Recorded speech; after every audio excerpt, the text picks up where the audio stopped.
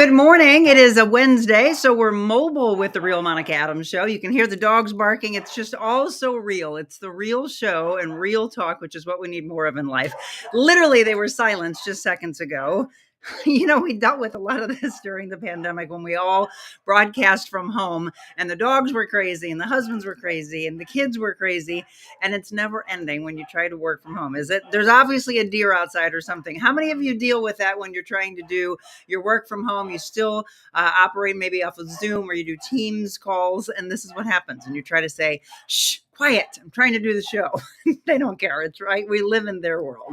I hope you're having a great start to your day. And today, actually, I mentioned weather-wise is going to be your pick day of the week, but there is a possibility of some severe weather for you tomorrow. I'm going to give you that rundown in just a second. We're going to do our news you can use. We've got some sports news. And by the way, a rare game tonight if you are a soccer fan. And then, of course, giving you the weather forecast. If you can, get out and enjoy a nice walk or a run if you have an opportunity early this morning. It's going to be really, really beautiful. Tomorrow, by the way, we're hoping that we're going to be able to sit by the pool for our live broadcast at Just Pools on the West Outer Road. We are going to sit down with Madonna and talk about that huge Memorial Weekend sale that they have, and maybe getting a pool in your backyard, above ground, in ground, you name it. We also have great opportunities for some giveaways for you. That'll take place live from Just Pools tomorrow. Good morning to all of you as you are signing on. Julie says they know our routine is the morning with the Real Monica Adams, and yes, they're saying good morning to you, I guess. Good morning to Marilyn, Kathleen, Julie, Sean, Leona. Happy birthday to Marilyn. Oh, that's right. A lot of birthdays for our wonderful viewers. I think we had Kathy Kilo Peterson and then Marilyn today. So I hope you're having a great start. If you're brand new to the show, we do this every morning, Monday through Friday, minus the dogs barking. At 7 a.m., we are on multiple platforms, Facebook and YouTube. Always on Mondays and Tuesdays. Wednesday, Thursday, Friday, we add Instagram and X and Rumble. So to all of you, let us know where you're watching from. I love to see how the platforms continue to build. Okay, as far as news, this is outstanding news. Stray Rescue of St. Louis receiving a $1 million gift for the new main shelter campus. This is unbelievable. That's actually going to be in the Dutchtown neighborhood. The gift from a philanthropist, Carol Epstein, was for a new campus consisting of over 4 acres and 3 buildings, which will total, get this, 120,000 square feet at the completion. That new facility includes a humane education center for children. They will have low-cost veterinary services for the community, expanded animal adoption center, a training center, and so much more.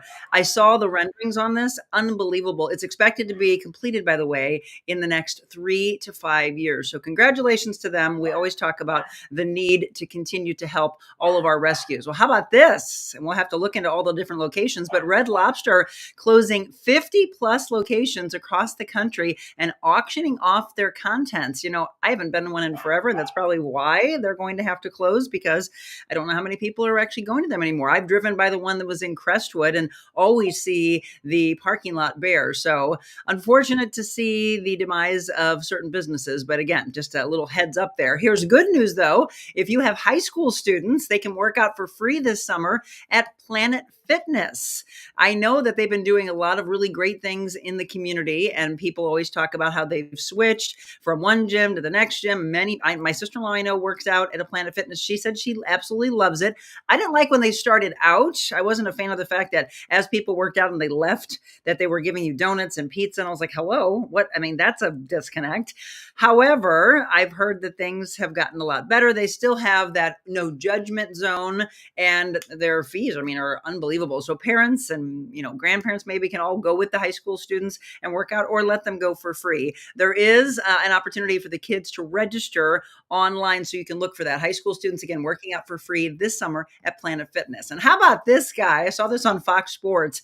Lewis, the Afghan hound from our St. Louis area, winning the WKC Hound Group at the Westminster Kennel Club, actually got into for the best overall, ended up losing to a miniature poodle. I think was the standard miniature poodle, was not the standard. The miniature poodle is the one that won that. But congratulations to one of our own from St. Louis, Lewis the Afghan.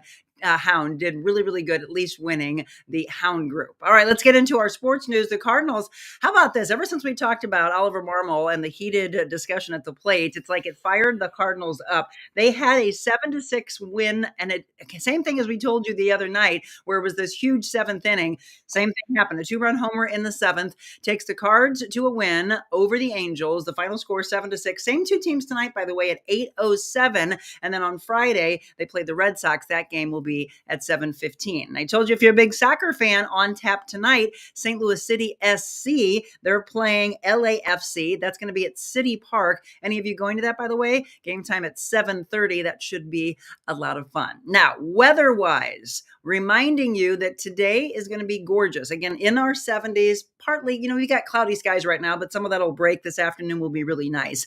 Tomorrow is the big one I want you to watch for. I'm hoping it bypasses the morning because we've got our live show tomorrow from Just Pools in Arnold. If you've never been there, they are on the West Outer Road. And some people asked if they could come to the show. Hey, yeah, I don't care. They're not open at 7 o'clock in the morning, but I'm sure she'll help you out if you want to talk about getting a pool. This is tomorrow. They're located again on the West Outer Road in Arnold.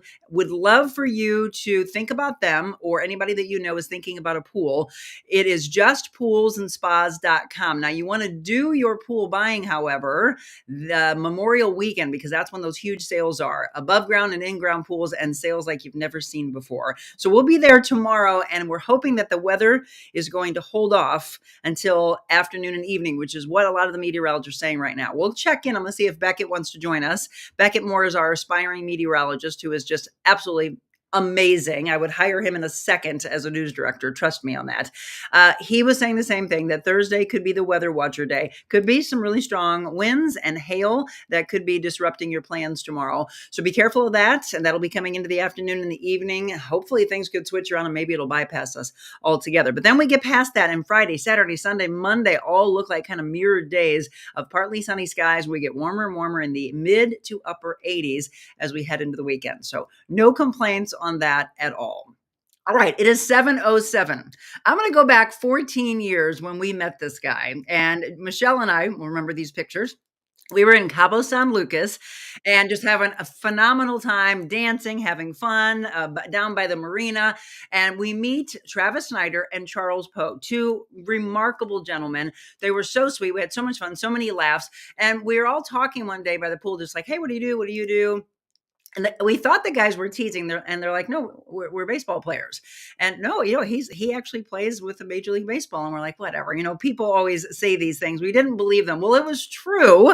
And I have followed his career, been so proud of him. And if you get an opportunity, I want you to read this article that just came out. It's really gaining a lot of attention in the New York Times Athletic. I want you to check out this website, 3athletics.com. He has since retired from Major League Baseball, but he is now doing something that's really going to affect so many in the world. For all of you parents and grandparents or aunts or uncles or godmothers that have anyone that's playing youth sports. And we always talk about what are the great things. I actually just mentioned sports last week about how I think it's wonderful to teach dedication, to teach drive, to teach passion, to teach that team effort.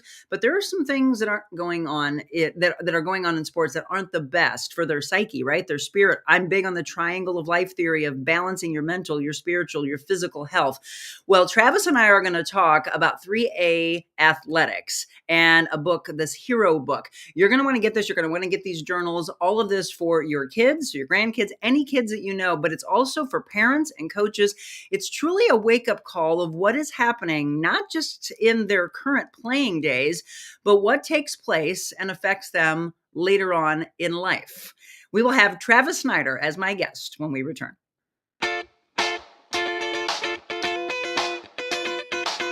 Envita Health and Wellness, where you can feel your best both inside and out. Envita isn't your typical med spa. They're a multi-specialty medical spa and wellness center serving St. Louis and its surrounding areas. They have ketamine for mental health and pain, IV therapy, medical weight loss, and aesthetics treatments. As board-certified anesthesia providers, Envita can ensure that their advanced treatments are provided safely with minimal to no pain. So let Envita take care of you. Call 314-394-0950 to book an appointment or online envitahealthandwellness.com.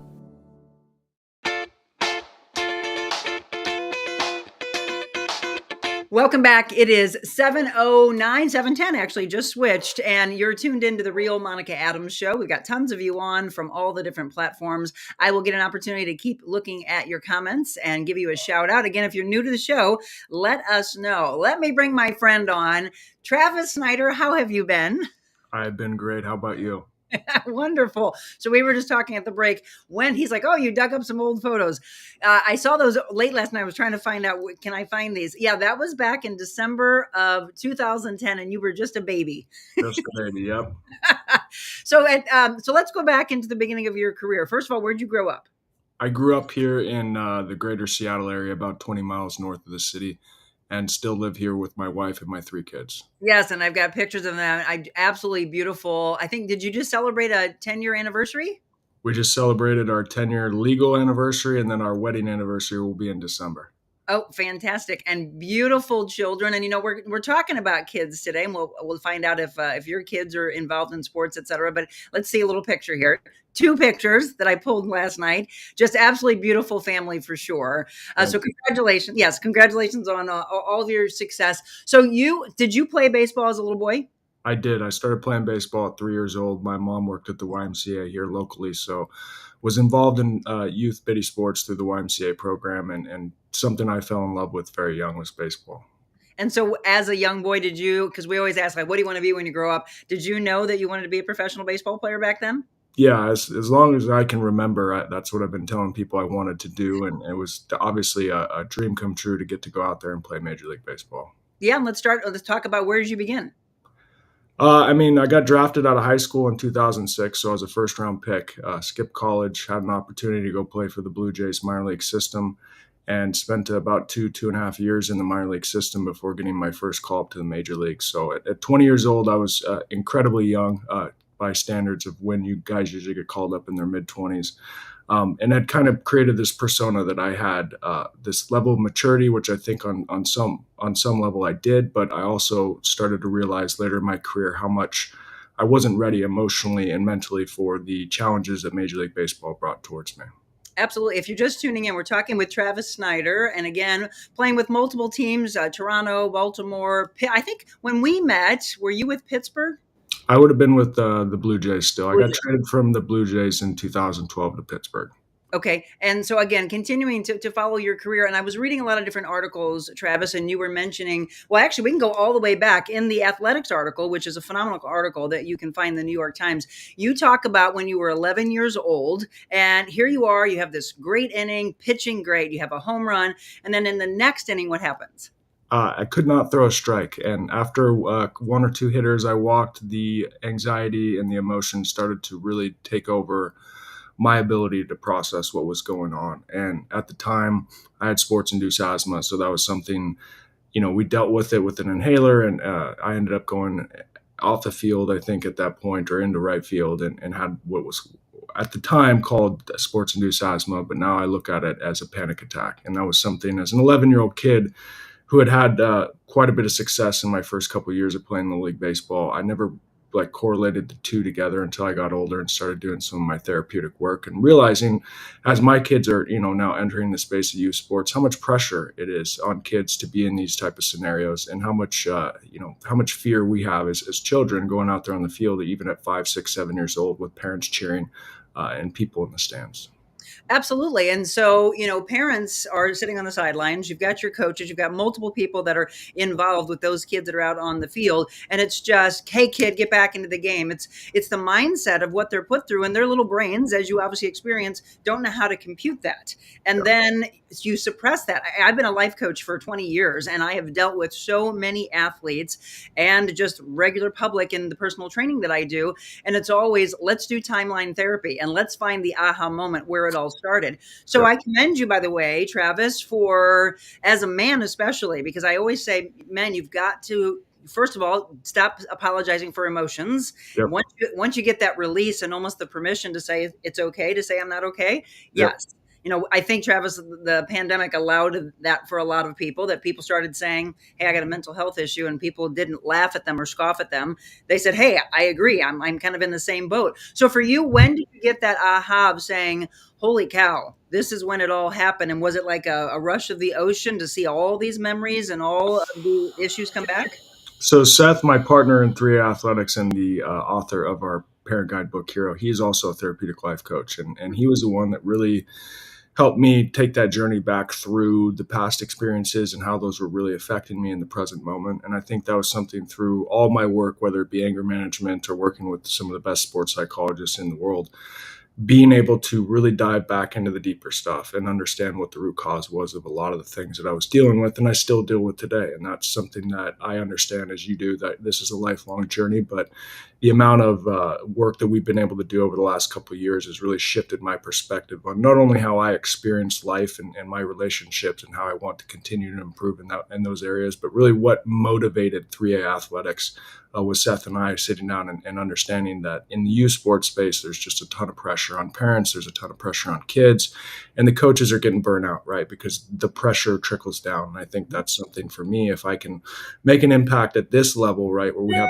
a much broader reach and we have the ability to go out and try and impact kids and parents across multiple sports before they get through those developmental years of 0 to 10 and into the adolescent stages that really become confusing, right, for kids when they go to middle school and they go to high school and they're trying to figure out, am I popular? Am I good looking? Am I all these things? Am I an athlete? Am I, all the titles you want to use? And I think that the identity formation process is so overlooked in the world, right? And we all get to our 20s and into our 30s and we're like, okay, who am I and what makes me valuable? Even if I have 3 kids and a wife and a great job and that pays me well, my identity's been tied to what I do and not who I am. Well, one of the things, and we're going to talk about so much today, again, if you're just tuning in, we're talking with Travis Snider, a friend of mine now for almost 14 years, played with Major League Baseball. You retired just a couple years ago? Yeah, the end of the 2021 season. And then you get into this with Seth, which I absolutely love. I want you to look at 3athletics.com. It's the number 3athletics.com. We're going to talk about the book. We're going to talk about these journals that I really want you to look into and some things that are also to come. You mentioned, and I've mentioned this on the show in the past, but I want you to go deeper into what you think this means, imposter syndrome that you experienced. What does that mean to you? So I think in my experience, having the success that I had at such a young age, all the way from 9 years old through, being a first round pick and making to the major leagues at 20 years old, I had a ton of self-confidence, or what I thought was self-confidence. I didn't realize how much, again, as I mentioned, my identity was tied to what I do instead of who I am. So as soon as I started to experience real failure for the first time in baseball, I had pushed through, multiple surgeries in high school. I had dealt with adversity off the field with family issues, but I never really experienced that adversity on the field. So when I actually got sent down from the major leagues the first time, it was like somebody pulled the rug out and my identity had shattered. And that was something that it took me 15, 16 years into my career to actually start doing the work to unpack all that stuff. And I had tried for a long time to really work through that process, but it created this feeling inside of me that I wasn't who everybody said I was. I wasn't who I believed I was for the first 19, 20 years of my life. And I started to question my skills, my abilities, and the things that I'd gone out with just the utmost confidence throughout my entire life. And I think for people listening, it doesn't have to be sports, right? It can be relationships. It can be the way that you go to work every single day and you're not happy and you're trying to figure out who I am and what I do. I think this is a much bigger conversation than just sports. But for me, that was a vehicle, right? And that's something that I plan to continue to stay involved in at the youth level and hopefully move up through the college and professional level as well. And for all of you that are watching, I don't want you in any way to think that we're saying that youth sports cannot be good. There's positives, obviously, that run the gamut, but there are a lot of negatives, and some of them are underlying, or some of them you see and you dismiss, and maybe it's you that's creating the problem. I look back, I played soccer and softball and basketball when I was a young girl, played soccer in high school and college, and then had this massive blood clot that brought it to a close. And that was devastating to me because as you talk about identity, it was so much a big part of my life. But then I also look at it as a big turning point of where I went and tried to find some clarity. But you do try to say, like, that's attached to you. And I've seen I know a lot of guys. I mean, I covered sports for 12 years. So there's a lot of friends of mine in the professional sports world. And I was always fearful for them that when they got out of it, what they felt their identity would be. Because as you're mentioning, Travis, there was so much of, well, that's me. If I'm not a part of that, then what do I do? And you actually, thank you, by the way, for some of the articles that are out there for you to say the things that you have seen, the friends that have been involved in drugs, people who have taken their lives because they don't know how to deal with it. And that is just so devastating to think that it goes to that level because they feel they have no identity, right? Yeah. And I grew up with, excuse me, with two parents who had addiction issues. And then going through high school, I had a lot of really good friends who were tremendous athletes and great people, but ended up going through this process, right, of getting injured or getting essentially their last game under their belt and now having to transition into the real world. And I saw, at no matter what level they stopped playing sports, how difficult it was, because in high school it becomes this really, energy field of who's great at what, and everybody wants to put the great high school team for baseball or football up on this pedestal, which again, we should celebrate those types of things. But I think just becoming more conscious, right, of what kids are going through in those experiences from 0 to 10. We really build up a lot of things based off, are you smart? Are you good at sports? Are you good looking? Whatever it may be, right? And those are all things that are fine qualities to have as you get older. But if that's what we're basing our value off of, those things can come and go. And I think that's something that is difficult for people to really explore, because again, there's so many emotions that tie back into those stages that you go through, and how those can be foundational to the way that you react to things in everyday life. Absolutely. It's 7:21. If you're just tuning in, we're talking with Travis Snider, longtime Major League Baseball player, but so much more. And that's why I'm not going to continue to just link him to that. Yes, a lot of you probably watched him. Fabulous outfielder. We talked about him pitching in his early years. But it's now what I want you to focus on is who he is as a person, right? It's that separation. You used a word that I absolutely love, and I got to chill when you said it because I use it so much with my clients. Unpacking. And I'm sure Seth is probably the one that took you through that, right? Yep. Yeah. We have to unpack the past to move forward, don't we? Yeah. And I think what we touch on and what we dive into with the Athlete's Journal and even in our parent guidebook is understanding the difference between your conscious and subconscious mind, which is something we all have. And as you mentioned earlier, we suppress things, right? Whether they're good things or they're bad things, but we suppress things so that we can continue to push forward. And having lost people I love and dealt with things, you understanding how important the grieving process is, how important it is to just feel your feelings, right? And that's something as our generation is kind of coming through after a few generations of much tougher people, right, that dealt with horrible things and much less technology and connection. But it's like, how do we continue to evolve as a society? How do we continue to evolve as parents to really understand how we can do things differently from the way our parents did it? Take the good for sure, but there's also every parent, myself included, right, is going to make mistakes, and aunts and uncles and godmothers are going to say things that they think are great for a kid to hear, or have the right intentions behind them. And this isn't about shame and anger. It's just really trying to help burden people with that knowledge of understanding, what are we really doing with kids, especially on the sports field and in the car on the way there and after? Because those are some of the most impactful opportunities for us to teach kids how to deal with failure, how to deal with teammates, how to be, like you said, how to be committed to something bigger than yourself. And I think those are all important life lessons. But I've seen it in this space that I'm in, right, with a 7-year-old, a 5-year-old, and a 3-year-old. And these are incredibly, incredibly fragile years in terms of their identity development. And if we're continuing to just say, hey, you're a great baseball player, buddy, or you're really good you're really smart at school, instead of understanding how do you become great at something. And that's something I talk to my kids about all the time, is understanding that if you want to be great at something, it takes work, right? But it's not who you are, it's what you do. If you're just tuning in, if you've got any questions or comments, and I see a lot of them coming in for Travis, please just drop them in the platform that you're on. They all come in here to me. Chrissy says, great, very important topic. Luann says, I'm so happy to see him talking about this. I also saw that Julie said, I totally agree with Travis. My daughter played sports in high school, and the players now that have kids, and I see the pressure that these kids are put under. We're going to talk about all that. I want to talk about the role that you play, you parents, you coaches, you umpires, all of you that are maybe needing to shift something. And yes, we use that word a lot as well, because people have an aversion to the word change for some reason, but shifting the patterns in life so that we don't continue to harm their minds and their spirits. More with Travis Snider when we return.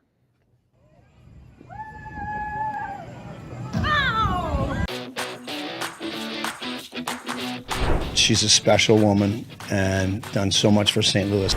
Watching her work is one of the most incredible things you can see. She just sees value in everyone Sometimes people just need you to sit with them and hear them. I feel heard. The time flew by, and it was like sitting and talking to a friend. Not only creating a better place here in St. Louis, but to inspire others. It's always great to have examples like you. You have such a light and such a presence, and I could feel it this morning. We knew right away when you started this, we wanted to be on your show. Thanks for having us. I look forward to seeing how you rock and roll and shake it up.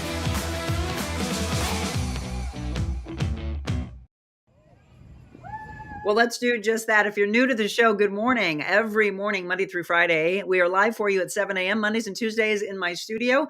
Wednesdays, Thursdays, and Fridays, we do mobile Monica. It might be from my home where I am now, or we go out to locations and your business can have this positivity, truly changing lives. I walked away from my 30-year career in television and radio because I knew that these were the stories we needed to go longer and in depth with, not just a 2 or 3 minute package, but let's dig into our issues. And today we're talking about youth sports, but also parenting and coaching and umping, all of those things. What happens out on the field, on the ice, et cetera, that really could be affecting long-term. I want to give a shout out to your friend, Charles Poe, who I mentioned we met in Cabo back in 2010.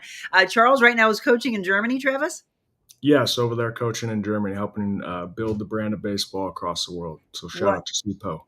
Yes, we love him. And thank you so much. Oh, he just said Cabo, baby.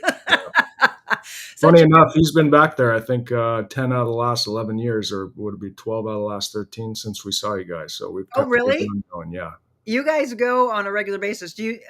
I know where we've originally met you.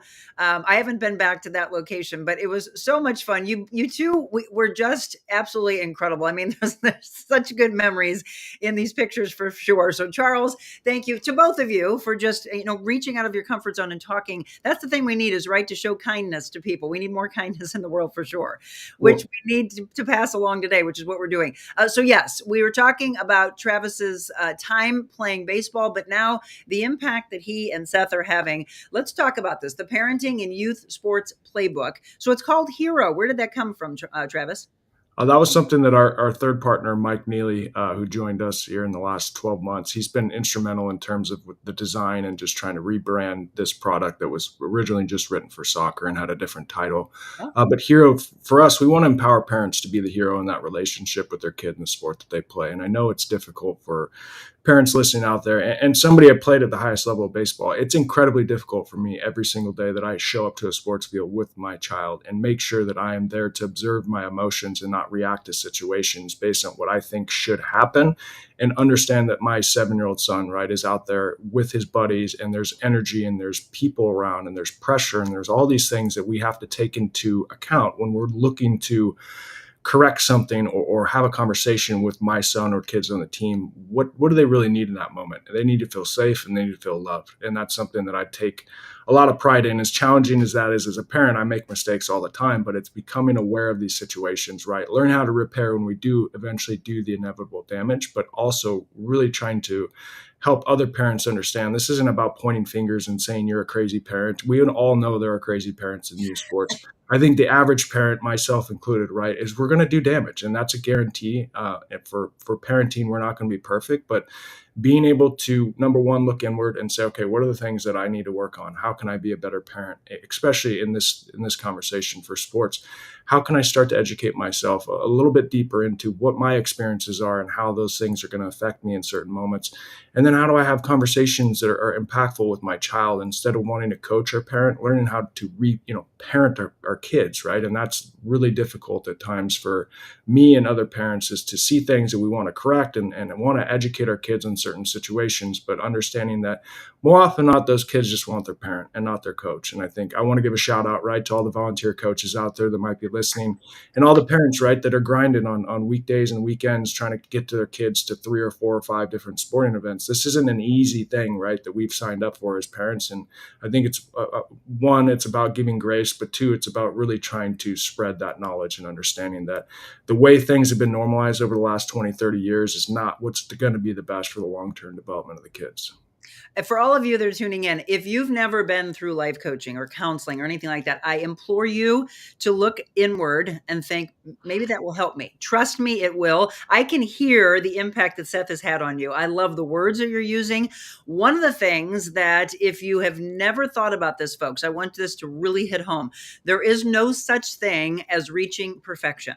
The perfectionism aspect really has to get out of your brain, because we are imperfect human beings. And once you stop trying to reach perfectionism for yourself and trying to force it onto children, how much better is life at that point, Travis? Much better. And I'll say this, it's really easy to think, right, if you're willing to admit that you have a problem, that you're weak. And I think it's the complete opposite. We've all had coaches at some point in our lives to understand that we are here, right, to help you get better. And I think if we can all take that approach to our mental health, right, our emotional health, and being able to process things in a healthier way, is just going to have a trickle down effect into our relationships with the people that we care about the most. And that was a big motivation for me over the years, is my anger and my frustration, my anxiety, my depression, all these different things that I was experiencing at various times in my life really boiled down to experiences that I had in the past that I could not let go, right? And the nervous system not being able to process those things in a moment. So we react in certain ways that aren't like in alignment with who we think we are and who we want to be. And I think I've had a lot of moments, in my life where I've had to check myself and look in the mirror and say, if I want to stand up and talk about these things and I want to be about these kind of things, I have to put the words into action. And that's not to say I have to be a perfect person, but I want to be somebody who can stand up here and say, I still make mistakes with my kids, but I'm willing to look inward. I'm willing to continue to do the work and understand how important the repair process is for when we inevitably do things that we know are not the best choices as parents. Right. And it's all those choices that are made and every decision that's made. But don't shame yourself when you say, I messed up. It's okay. It's just pick up the pieces and own it. That really, it's being proud enough to say, I did that. Let me sit down. Let me maybe tell the kids, like, this is where I went wrong. Looking back at your own life, Julie just said, I was one of those parents. And thank you, by the way, Julie, for being real and being raw and admitting this, because that's powerful in and of itself. She says, I was one of those parents. I actually got yellow card at one of the soccer games.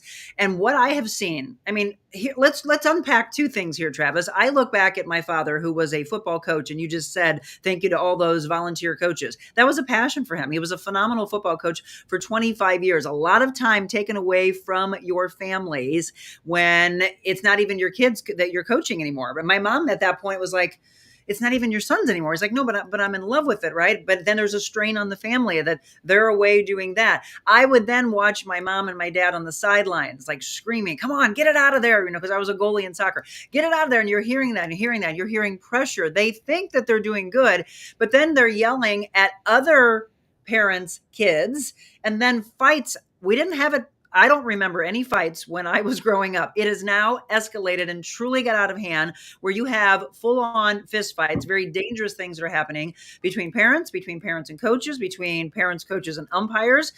How did we get so far out of hand, Travis? It's a tough one-sentence answer, but I would say, the big motivation for our product Hero, which is the parent guidebook, is helping parents, number one, go back through past experiences, understand how those may be positively and negatively affecting the way that you react in situations. One of the other exercises in the book is called The Watcher, and this is learning to observe those emotions that we all feel. I don't care if you're an aunt, uncle, godmother, mother, father, grandparent, right? We all feel emotions when we watch our kids, the kids that we love, out there on the field playing a sport. Learning how to observe those emotions instead of react, right? And understand, which again, I appreciate. I think it was Julie or Kelsey that said, hey, I got a yellow card, right? In an event. It's really difficult for people to admit, right? Number one, when you're wrong. And then number two, be like, I wonder what came up for me in that moment that made me react in a way that I felt like the need to yell at probably a kid or a volunteer or a very low paid referee in that situation, because it felt like they were doing something harmful to my child or a child that I care about. And I think those are all natural reactions for us as human beings, because we want to protect the young, but it's also understanding, are we doing damage, number one, to the child? Number two, are we doing damage to the person who is an employee? By the way, they're not professionals, right? At the youth level, it's a little bit different than one of us yelling at an umpire in the major leagues, or a fan booing one of us on the major league field, because they pay money to watch us play and we're professionals. So understanding where these things come from, becoming more aware of those emotions that come up for all of us. I still deal with this when my son is playing sports, and I just have to sit there and observe it, right? And understand that the more that I observe it, the more that I understand where these things are coming from, the easier it is to mitigate the response that wants to come out in those moments. That, again, I've done this, multiple times this season where I've had to sit down and talk to my son after a reaction and say, hey, dad was wrong. Okay. And I apologize, and I got to own that. And we got to find a way to reframe this to where it's actually going to resonate with your child, and it's got to be at the right time. So helping parents through this book, it's definitely a journey. There's space to write. There's multiple choice answers that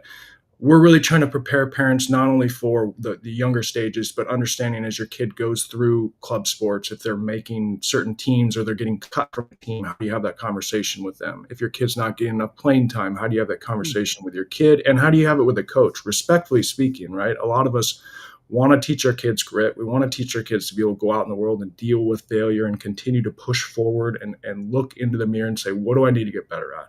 And I think a lot of times parents feel like it's a personal attack. And there are situations, right, where clubs and coaches are kind of out of control, but understanding for the most part, it's an opportunity to have a really impactful conversation with your child. You can have a respectful conversation with a coach if you approach it in the right way and empower your child to start asking those questions. What do I need to do to get better? Instead of wanting to point fingers and say the coach doesn't like you, the organization's skewed, whatever the excuses are that create the victim mentality. That's not what we're talking about here. It's really being able to own what I had to do later in my career as a major leaguer, is walk into Buck Showalter's office in Baltimore after about a month and a half and not playing and say, Buck, I know I didn't earn this, but what do I need to do to earn it, right? And those are the conversations I think we want to empower kids to have at a younger age with respect for the coach and the process, to be able to say, okay, what do I need to get better at, right? Because that's all of our goals, is to continue to get better at what we do, to become great at what we do. And if we're not able to have those conversations without the emotional attachment, right, to that identity of what I went through, right, of being one of the best hitters in the country as a high school baseball player, when I struggle with hitting, that's that imposter syndrome we were talking about earlier. It's like, am I really one of the best hitters? Even though I had the track record of showing that, the confidence kind of goes out the window. So really being able to help parents go through those experiences, whether they're going through them now or going through them later, and say, okay, this is how I can be more prepared. This is how I can approach a conversation with my child. I can take them to ice cream, right? This is something we talk about in the book. Take your kid to ice cream. Ask them how it feels when you cheer for them from the stands, or ask them how it feels when you get in the car after the game. You want to say, well, you should have stayed down on that ground ball, or if you should kick the ball, or you should use your feet instead of your hands. It's like, pretty sure your kid's going to tell you, I don't like that. It doesn't feel very good, right? And then as a parent, you get a chance to, okay, well, what's an appropriate time to maybe bring this up? Or, hey, maybe my kid's not at a stage, right, that they want mom to be the coach or dad to be the coach. And I just need to be the parent, and I need to trust the coaches. And there's a lot of coaches out there, and I'll shout out one of my best friends on our team back here, where if you communicate with the coaches, if you have good tips of what you think helps your kids in certain situation, I think most coaches want to hear those things. What coaches don't want to hear is a parent complaining about their kid not playing enough, or their kid not being in the right position and not trusting the coach who's actually out there volunteering their time to make those decisions. But by all means, if you have good feedback for the coach to help them get your kid more motivated or more locked in, I mean, those are good things, good conversations to have. And we need more of that. You have used some incredible words that people need to listen deeply to. Respect is the number one. We end every show, Travis, talking about in a world where you can be anything. Here you are, a young boy. I believe I want to be a Major League Baseball player. He does it. And now he steps away and says, but I think I can make an even bigger impact because you're spreading the kindness that we need to each human being. Yes, get into the car, take the kids. I remember, so it's funny you say go to ice cream. I remember my dad always going, we're going to go to Taco Bell. Taco Bell was our thing, right? And it was, okay, let's reward this. There are a lot of people, and I want to ask you this question. Let's think about this as I go to break. There are people on both sides of the fence of whether or not they think it's a good thing or a bad thing to reward kids with a trophy, whether they win or they don't win, right? It's a huge topic, and people are going to weigh in, and feel free to do so. I mean, this is a real show, real emotions that come out, and your kids are playing right now, or your grandkids are playing. You can weigh in and tell me what you think about that happening. I would be very interested to see what Travis thinks. What does it do to the mindset? And then, later on in life, I know I used to weigh in my mindset, but we'll talk about that. And again, we're going to look at the website, 3athletics.com. I want you to check it out right now. We'll talk more about the hero book and these journals. We'll break them down: softball, baseball, soccer, etc. No matter what sport your kids are playing, you need to listen to what we're talking about today and start to implement that.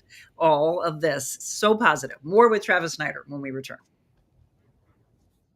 We need women to lift women up. Let's do that. Being on Monica's show, it was like one of the best interviews I've ever had. Monica's very real, and she really cares about people. She's changing lives. Changing lives. I think this is just really what people want to see. Giving back so much to the community, and I really appreciate it. Today, Monica was extraordinarily real, not only with me, but with her viewers and her listeners. Made the interview process like talking to a friend. How are you doing? See you. Haven't seen you in a few weeks. Hey. You're close. Monica. Whoa. So go out in this world and be anything you want to be. But before you do that, first, be kind.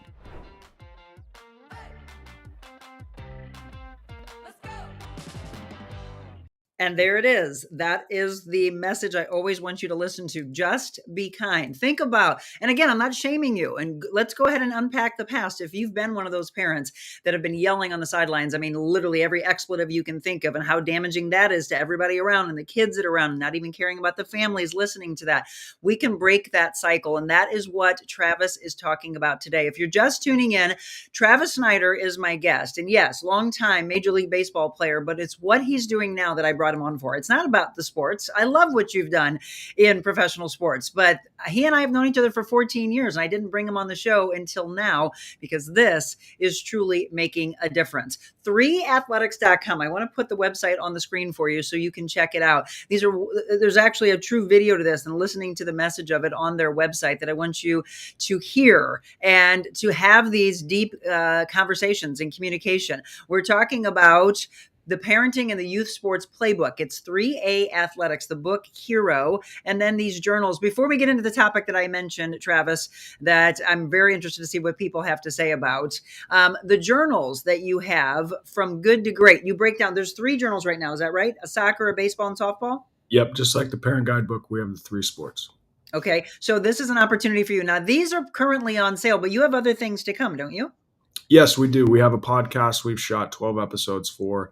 That's going to be formatted more as a workshop podcast. We want to make it more of an educational experience for parents and coaches and even kids. I think it's a great opportunity for us to take what we're highlighting in the Athletes Journal and build a larger conversation around it. And in that Athletes Journal, we have 6 topics that we cover. The first one is foundational for us is identity. The second one is the conscious and subconscious mind, just helping kids understand what is the difference between what you think about and what's actually stored in your subconscious and how that can affect you.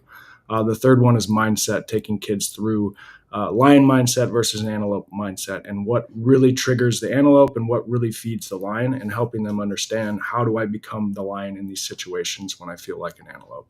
The fourth one is triggers, another word you mentioned that can be a difficult one for people to hear. And that's something as we're going through this process and we're learning experiences, we'll call them, and reactions to those experiences, right? It was really what we're trying to educate kids on, and how things in your subconscious mind can create a different reaction, like we talked about earlier, than who you want to be and what doesn't really align with your moral or ethical goals. And you start to make decisions, you start to do things in those situations, and you don't even realize it's coming from something that is stuck in your subconscious mind. So helping bring kids through that process. And then the fourth one is the fifth one is your parents, your relationship with your parents, learning how to understand what something mom or dad might say on a regular basis that triggers you. We talk about this in the podcast. Why do kids not like sports, right? And if we're sitting there and we're looking and say, what do kids love to do? They love to play video games, right? Well, if you want to make your kid hate video games, stand behind them and tell them every single thing you're doing wrong, because that's a great way to get your child to not like something. And I think for all of us is, do you like when somebody just stands behind you and tell you, throw the ball here, do this, kick this, right? I think that's just become normalized in youth sports. And it's not to demonize cheering or trying to coach your kids on some level, but it's understanding what type of reaction is that creating within your child. And in this section of your parents, we really help guide kids to a place where we hope they feel safe enough to speak their truth to their parents and say, hey, mom, it doesn't really feel good when you do this, or dad, hey, it really creates this sense of nervousness in me when you're giving me all these tips before the game or after the game you want to coach me. It just doesn't feel very good. So it's really building trust and helping kids speak their truth to their parents. And then your coach section is essentially the same thing, where we're trying to help kids understand the difference between going through a process with a coach and learning from them, and going through a process with a coach where it's doing the exact opposite of learning and not teaching.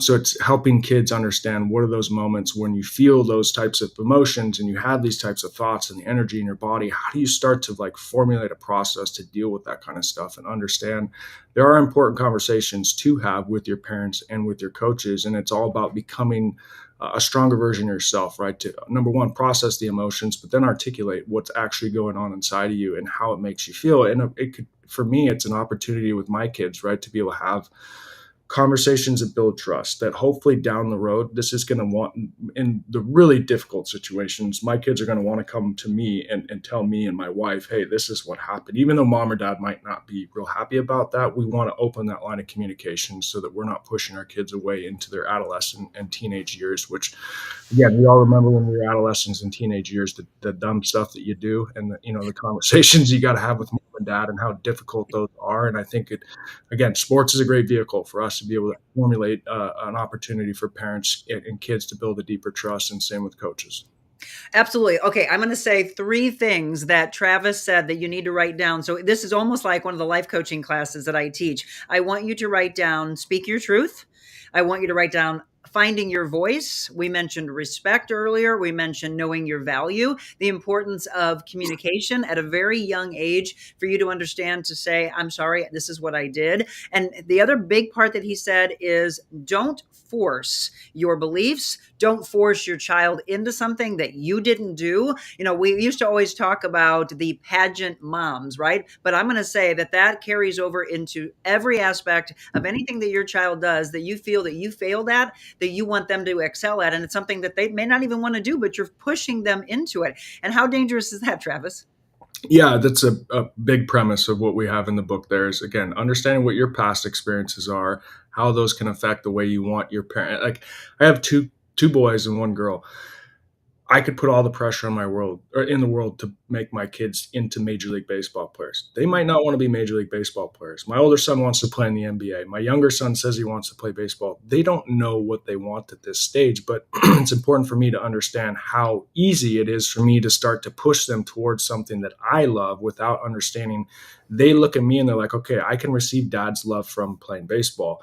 That starts to create a very complex dynamic in your relationship with your child. And not to say that some of my greatest memories with my family are going to baseball games and just growing up loving the game of baseball. That's totally healthy. But understanding that there's pressure that we're putting on them consciously and subconsciously, right? And I always bring those 2 things up because a lot of times we're doing things without the intention or understanding of where it's coming from, and it just kind of happens and we don't really think much about it. And that's really about bringing the awareness to those situations for parents to say, okay, I can ask a question in a different way that's going to have a totally different response from my child, and it's going to create a healthier bond than certain ways that we like to say things in our culture. So I want to make sure that you are all heard. A big part of my show is to be sure to answer your questions, any comments that you have. We love SIPO, by the way. Travis and I both were laughing. Charles is in Germany right now, and he is just, as Travis said, he is just blowing up the comments. He says, hi there, I'm so happy that Travis is on with Monica. I am as well, and I could see us definitely doing more shows together. Julie says, Travis, you're hitting the nail on the head, totally. So Michelle says, Charles, who would have thought 14 years ago this would happen, right? They both are making an impact on the world. Thank you, Michelle. I appreciate that. Charles says, yes, big time. I love it. So happy we all stayed friends over all these years. Kathy says, such an important topic. If you have questions or comments, or you want to be real of saying that was me, or I'm doing that right now. One of the questions I asked going into the break, Travis, was, do you think we are harming, or do you think it's a positive when everyone gets a trophy? At what age? That's my question. Because again, I think it's easy to say, if we're giving 13, 14, 15-year-old kids a participation trophy and not understanding maybe what we're missing in those opportunities. But I would argue from the 0 to 10, the developmental stages, the idea of getting a trophy to a kid isn't what we think it is, and it doesn't build that sense of entitlement that we think it does. In certain situations and different personalities, right, you got to understand when kids are looking to receive their love through performance on the field. And I think at that 0 to 10 age group is where we're really missing the opportunity to understand, number one, the kid needs to feel safe and they need to feel loved, right? And if they get a participation trophy, that's not going to be the detriment to their evolution as a human being. Understanding those moments, praising effort is a big thing, right? And understanding where the kids are at in those developmental stages so that we don't want to put things on kids before they're ready. We don't want to make them grow up before they're ready to grow up. And that's something I think that's happened now for generations, where we have kids that are more advanced maybe from an emotional standpoint, but they're not in a position to really say, hey, I'm not as mature as you guys think I am. I'm still a 16-year-old kid, right? And that's something that happened to me quite a bit with my personal life, was being able to deal with the adversity off the field. And people praise me, right? Scouts used to say I have an 80-80 makeup, which is the highest grade on the scouting scale. And I can't miss, right, as a prospect, because this guy not only physically is dominant, but he's mentally tough. And I think those are things that we start to label kids with that too young of an age, or mentally soft, right? I know there's a generation of people or multiple generations of people that like to point fingers and say, hey, they're soft or they're boomers or whatever it may be. But understanding we all are a product of what we experience, right? With our parents and our parents' generation and your parents' generation. And there's even more generational things at play here, right? So you mentioned cycles. I think that's a big one for me. Obviously, addiction, right, is something I talk about that I experienced in my personal life. And thank you, by the way. Thank you. Yeah. Right? It needs to be talked about. For sure. And I think that's something, again, I don't think you can wrap it all up and say, well, it's just trauma that these people are carrying that causes addiction, but there's definitely pain, right? There's pain that we all feel. There's painful experiences that we have, and trauma is a tough word for people to swallow. So let's just use painful experiences, right? Negative experiences. Those are all things that shape us for better or for worse. And I think that there's real opportunities to take that type of adversity, those types of tough moments, and grow.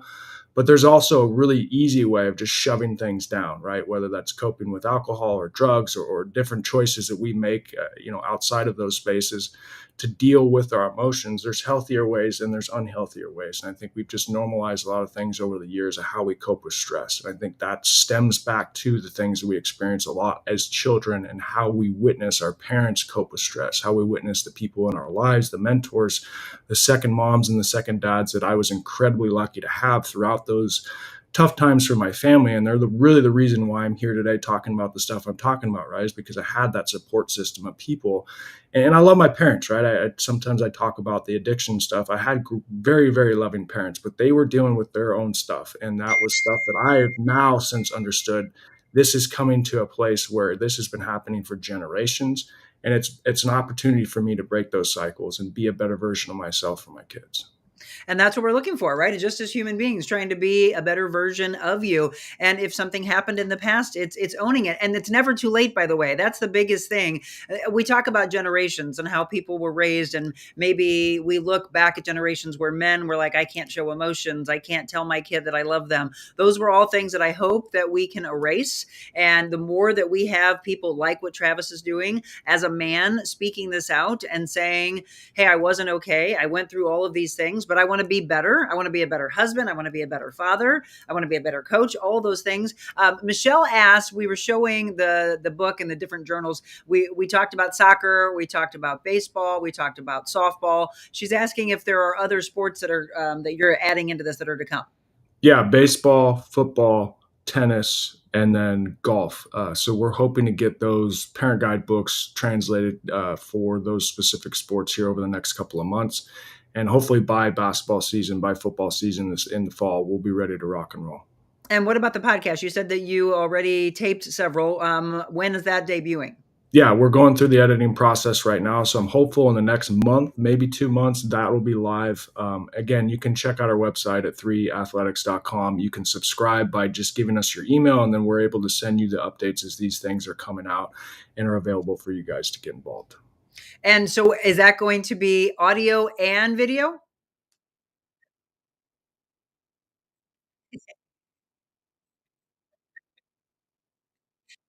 types of things. But I think for the first 12 episodes, I'm incredibly proud of the conversations that Seth and I have.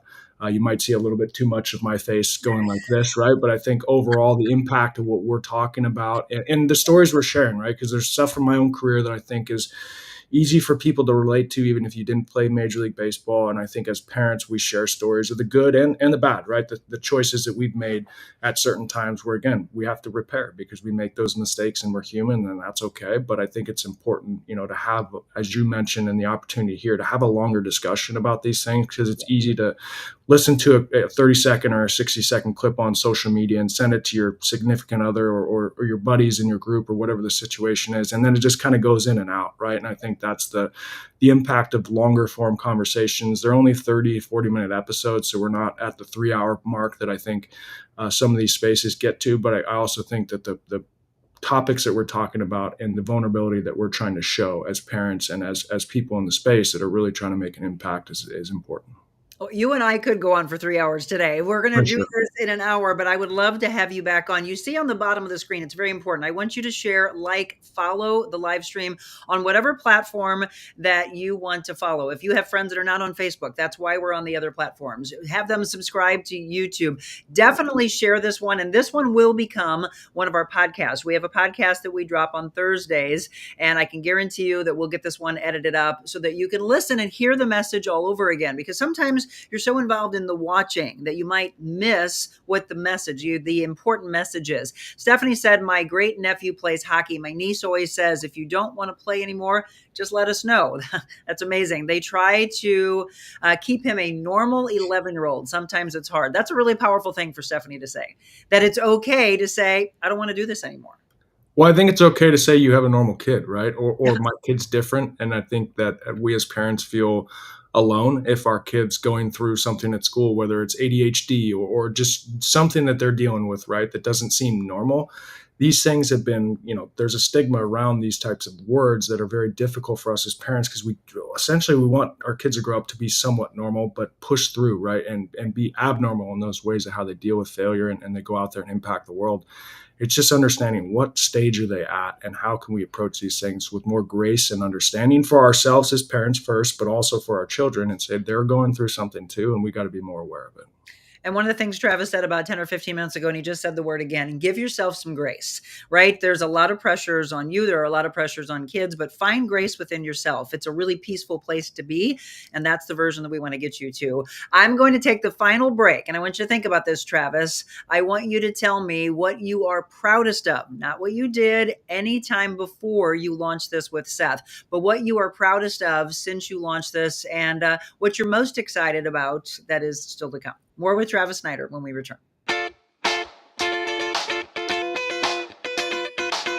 Envita Health and Wellness, where you can feel your best both inside and out. Envita isn't your typical med spa. They're a multi-specialty medical spa and wellness center serving St. Louis and its surrounding areas. They have ketamine for mental health and pain, IV therapy, medical weight loss, and aesthetics treatments.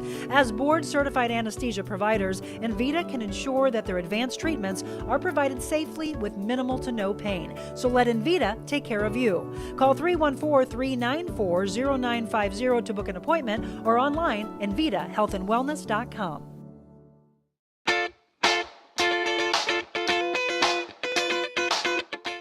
Well, welcome back. That hour went super, super fast. I would love to have my guests back on. I'm sure you would as well. A lot of you saying, we ask our kids, do you want to try it? If they do, great. If they don't, move on. We would always ask, do you want to go out for this? And if they say yes, then they go out for it. They don't like it, then we move on to something else. Great show. Thank you. Absolutely. I was just telling Travis that he has done a phenomenal job at such an important topic, but I want you to tell me, what are you proudest of that you have done since you've launched this with Seth?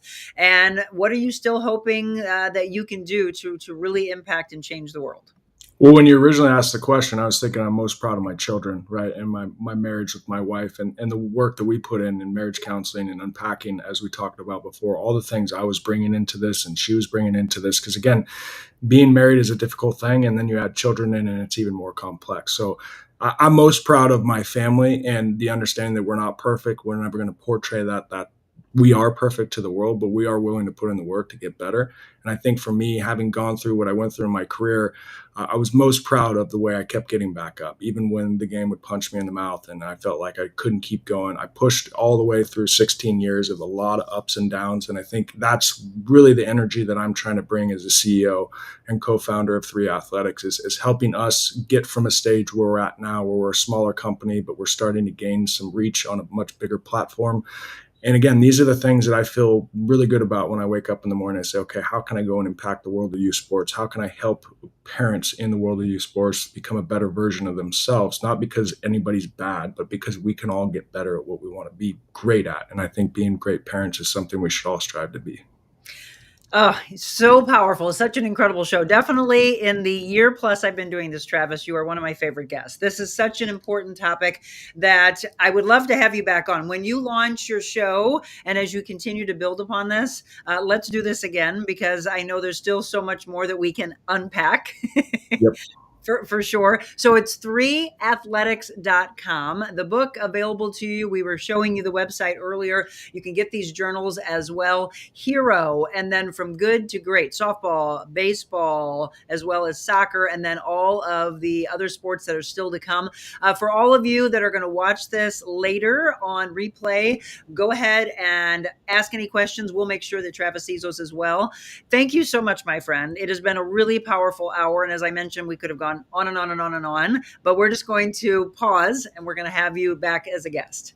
Awesome. I appreciate the opportunity to wake up at 4:30 a.m., but also have a chance to speak for an hour on something that we're obviously both passionate about. And I'm really grateful for the platform that you've built and invited me here.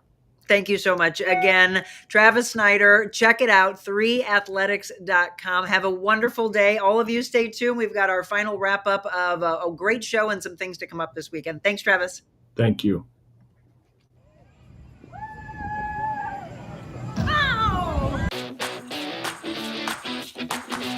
She's a special woman and done so much for St. Louis. Watching her work is one of the most incredible things you can see. She just sees value in everyone. Sometimes people just need you to sit with them and hear them. I feel heard. The time flew by, and it was like sitting and talking to a friend. Not only creating a better place here in St. Louis, but to inspire others. It's always great to have examples like you. You have such a light and such a presence, and I could feel it this morning. We knew right away when you started this, we wanted to be on your show.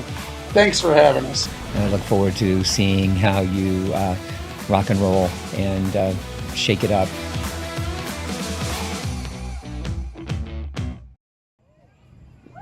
Woo, we did that today. Let me just say, not only one of my favorite shows, but I've been taking some snapshots as Travis and I were talking. 205 of you live. Right now, we still have 200 of you on, and that is a mixture of all of our platforms. That's why we continue to grow. Is there a platform that we're not currently on that you would like for us to be on? So we expanded to Rumble within the last couple of months because people said, you got to be on Rumble, Monica. We are on Instagram Live. I wish, by the way, that Instagram would allow those shows to stick around past the live show. It gets discarded right away, and that's unfortunate. We are on X, and I know that there's a big audience that Travis has on X. So I'm hoping that a lot of the people saw his post and the repost that I had last night and are watching us. YouTube, Facebook, but don't just make it today. Make this a regular part. Make this appointment viewing. You know, a lot of people used to say it was appointment viewing to watch Oprah Winfrey or to watch Kelly Clarkson or to watch Ellen DeGeneres. Those talk shows are great and they're doing wonderful work. However, did you know that we are doing this in our immediate area, which is St. Louis, Missouri? But I love the fact that we are reaching states away. And I always love for you to tell me where you're watching from. So Charles Poe, who is a dear friend of Travis Snider, has been watching us from Germany today, coaching in Germany. And I cannot thank him enough. I'm not sure if he's still on, but I'm so glad that you gave that $1 million smile to us back in December of 2010, sitting in the pool, showing kindness to two people that you didn't know, struck up a conversation, and here we are 14 years later and doing the best work that we've ever done. And I just got to chill when I said that. Travis as a Major League Baseball player, myself in the television and radio world, but walking away and saying, there's bigger things to do. There's more impactful things that we can do. Charles, I love you. He says he's still on. I love that. Okay, so we've got a big show, and I'm hoping Mother Nature cooperates tomorrow. We're going to be sitting poolside. I love when we bring our shows live to different businesses, and we're going to do just that. Madonna, by the way, not just having us out tomorrow morning, but she said, I love what you're doing so much that I want to be a part of your show. So she's actually becoming one of our newest sponsors for the rest of the year, justpoolsandspas.com. Tomorrow is a mobile Monica at 7 a.m. And I know that, I think it was Julie that said that she wanted to come by. Yeah, you're welcome to come by. Sit by the pool with us. And let's just kick back and talk about the blood, sweat, and tears that family has gone through. And wait, you do not want to miss tomorrow's show because you will be so impressed of what she's been through. I mean, Travis was just talking about the hard times of mental health, the strife that you go through and how you overcome obstacle after obstacle. This woman has lost 2 sons to fentanyl overdose. Addictions. Travis was just talking about the things that he has seen friends go through. And how do you overcome that? Madonna's going to go deeper into talking about that with us. And we are actually going to bring her in studio also to dig deep into that in the month of June. Tomorrow, I want to have some fun. I want to relax with her poolside. I want to talk about the belief in oneself, the family belief to not just have a business around for a few years, but we're talking decades that they've been in Jefferson County on the West Outer Road in Arnold, where they got their beginning from. I can't wait for that. That's tomorrow. But that's also something that we can do at your business. So you've listened to a very powerful show today. Wouldn't you want your business to be behind the mission of positivity? That's what I would love. But I also have to ask each and every one of you the favor, and that is to support these businesses. Because if that doesn't happen, those businesses go away. And if that happens, then the show goes away. We don't want that to happen, right?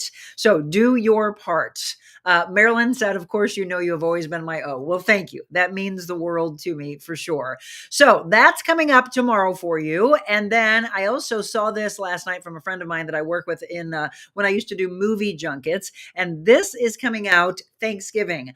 Hashtag this, Wicked the movie, where pink meets green. Now, have you ever had a chance to see Wicked the musical? I did. In fact, that was actually how Jim and I got back together after dating back in 2001, and our lives came back together. One of the very first things we did as friends at the time was go and see Wicked at the Fabulous Fox Theater. Well, now I cannot wait to see Wicked the movie coming out Thanksgiving time period. So yeah, put that on the calendars. Folks, we have 207 on you right now. That's the highest we've ever had. So Travis Snider has beaten Ruby Lee, who until this day was my most watched show. And now it's Travis. I knew it would be powerful. I just didn't know the level we would be able to impact. And it's just, I think it's going to move mountains as more of you share today's show. So for those of you that were able to watch live, you do not understand what it means to me, because people thought I was nuts when they said I was going to go on Monday through Friday live at 7 a.m. And I said, why not? I want to. My whole life was about live radio, live television. I want the impact of being able to do this part, which is to interact with each and every one of you, answer your questions, address your comments, and then have the added bonus of the show afterwards, where you missed certain parts of the show and you're able to go back, rewind, fast forward, go through it and pick the parts that really are impactful to you, but also to be able to share it for people who didn't know we were on live and then they watch it after. I have a feeling this show will be thousands upon thousands that will be watching that, and that means the world to me. Now, we talked about the bonus thing that we do, which is an audio podcast. That is the recorded element, and that drops for you every single Thursday at 8 a.m. So tomorrow we'll wrap up our Just Pool show, and then at 8 o'clock, you'll be able to have more of the motivation, the digging deep and springing forward. So it was a 2-part series that we did. Last week was the beginning of it. It continues tomorrow. And again, I can't thank Michelle enough. She's really said that she's enjoyed doing the audio editing because she hears the message again, but also hears things that she missed the first time around. And that's the beauty of having a platform as a bonus where it's just the listening component of it. Because when I'm showing you all the fancy content, putting in the videos, sometimes you're missing sometimes the overall message, the powerful message. I think you all heard it today. I hope you did. Coming up next week, we will continue our Medical Monday. We're going to talk about plantar fasciitis, which as an athlete, if you have had that, it sidelines you. You actually have to rest. It's the only way to get rid of the pain. Dr. Sean Neary with Mid-America Spine and Rehab is one of our doctors that we have on. We're also going to talk about functional medicine with both Dr. Sarah Franco with Envita Health and Wellness and Dr. Sean Neary with Mid-America Spine and Rehab. They will unpack what they believe has gone wrong in the traditional medicine world and why more traditional medicine needs to open their mindsets to natural, functional, holistic, homeopathic medicine. I love, being a personal trainer for 26 years and being a life coach for 20 of those. I love the health and wellness component. I never want that to go away. So Monday is going to be a powerful show. I can feel it, both Sarah and Sean together. And then coming up on Tuesday, we are going to have Deborah Grandinson on. Deborah is going to hammer at home the importance of women taking care of their health. And men, men and women alike, and children are going to want to listen to that show because we have to see the warning signs of what a lot of women dismiss that could be really detrimental to their health when it comes to their heart. She's going to tell her own heart story. She's also going to talk about her book and her greeting cards that all have to do with choosing joy. She will light up the screen, kind of like CPO, with her smile alone. I can't wait for Deborah. I've been wanting to get her on the show for a while, and we happen to have an opening. So all these amazing things are to come. And I put it up on the screen earlier, and I ask you again, do you have a particular topic or a guest that you would like for us to showcase on this show? If so, reach out to me, info@TheRealMonicaAdams.com. That's my email address. The website is simple, TheRealMonicaAdams.com. Do me a favor and check it out today. For all of you that are new to the show, it talks about my story. It talks about why I walked away from a successful 30-year career because I knew there was something bigger that God was drawing me to. And that is how I wrap up every show, with a devotional, something very powerful, because whatever your beliefs are, again, never pushing faith on anyone, but I just don't know how we can get by with some of the things that we go through in the world if we don't have some type of faith. Well, I want to thank Marilyn Westenberger for providing me with Jesus Calling. It's devotions for every day of the year. Sarah Young, unfortunately, no longer with us, but she has left a profound impact on our lives because of the book and books that she has given to the world. So this is spending time alone with me is essential for your well-being. It is not a luxury or an option. It is a necessity. Therefore, do not feel guilty about taking time to be with me. Remember that Satan is the accuser of believers. He delights in heaping guilt feelings upon you, especially when you're enjoying my presence. When you feel Satan's arrows of accusation, you are probably on the right track. Use your shield of faith to protect yourself from him. Talk with me about what you're experiencing and ask me to show you the way forward. Resist the devil and he will flee from you. Come near to me and I will come near to you. I didn't realize that she gave me this gift back when we launched in our studios on June 12th of last year, that these were a daily devotional. I could have been reading to you all along. There's a lot of you that love the books that we read from when I'm on set Mondays and Tuesdays. And those books, by the way, that you've all asked about, those are called 100 Days to Freedom. And the author is Stephen Arterburn. This is Sarah Young in the book, Jesus Calling. She also came out to my Mother's Day show and gave me Jesus Listens. Yes, whatever your belief, whatever is guiding you, I want you to keep it up and understand that that's where you get to be the best version of you when you continue to follow the path that's laid before you. Be willing to do so. Keep your heart open. Keep your mind open. All right, I'm going to do it. Every day we end the show the exact same way, and it is have the belief in yourself that you truly can become anything you want to be in life.